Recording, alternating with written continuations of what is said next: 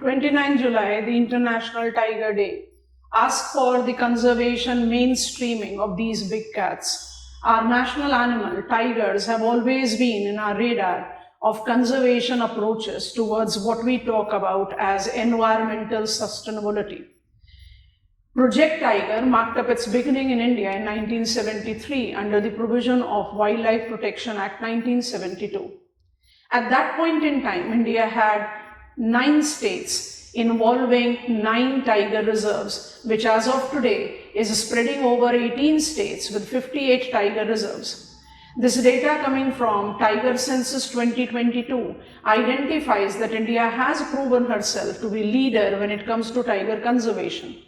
It is not just related to the fact that India has some 2.5% of our geographical area devoted to tiger reserve, but also to the fact that India has marked up substantial increase in the number of these big cats.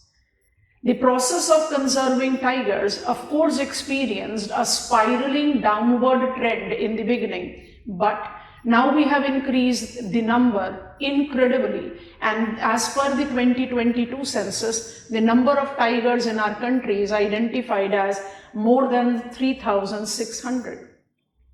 This increase in number incorporates certain important indicators that we have to take into account. When I take reference of Madhya Pradesh leading the table with the number of tigers in the state, or I take up the Corbett National Park, which has got the highest population of tigers, they are the added characteristics which we should consider.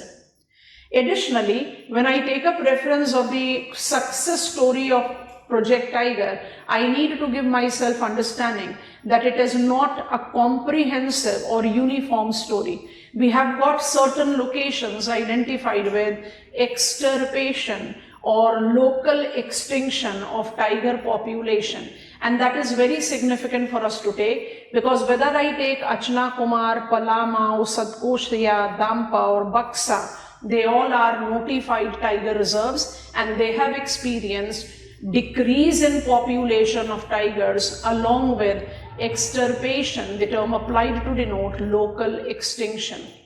Overall, the scenario gives us a favorable increase. With 35% increase in tiger reserves, there is a requirement of revamping the approaches so that we can minimize what has been the challenging purview as man and wild conflict. The point of challenge also correlates to the golden triangle and the illegal movement of tiger and tiger products. In this, we are having the strong belt that runs from central India across northeastern states to the Shan state of Myanmar.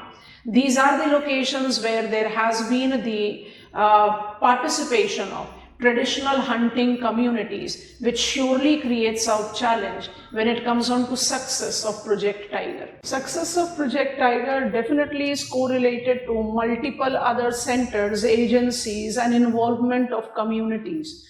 Few of the excellent examples of success stories and participation can incorporate One Durgas. They correlate to Kaziranga's One Guards.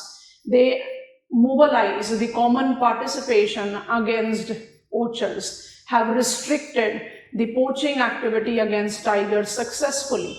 Similarly, we have Amrabad Tiger Reserve in Telangana that has successfully practiced inbreeding while maintaining the genetic diversity of the tiger. The matriarch of this tiger reserve, Farah or F6, have been the major contributor in the reproduction of tiger cubs, and the population have marked up tremendous increase from just 7 tigers in 2018 to now at 36.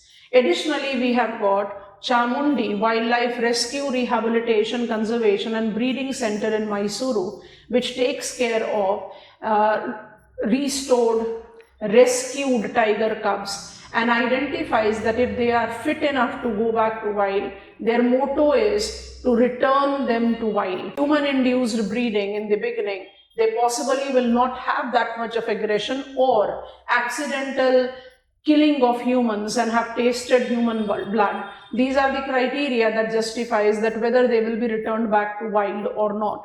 But they are excellently performing the task. of rehabilitating tigers to their wild, the area that they belong to. Additionally, we have an interesting domain of Bhopal urban tigers. These are those tiger populations that are located at the fringe of urban municipality of Bhopal. For more than a decade, there has not been any example of man-wild conflict. Neither there has been any hunting of the cattle in this area. However, as being claimed by conservationists, this is something that is a ticking time bomb. There is the requirement of enlarging the buffer in around the tiger reserve so that the potential man-wild conflict can be contained in future. As we all can see, these small efforts taken by distinctive communities centers have proven to be so successful in making India leader in tiger conservation.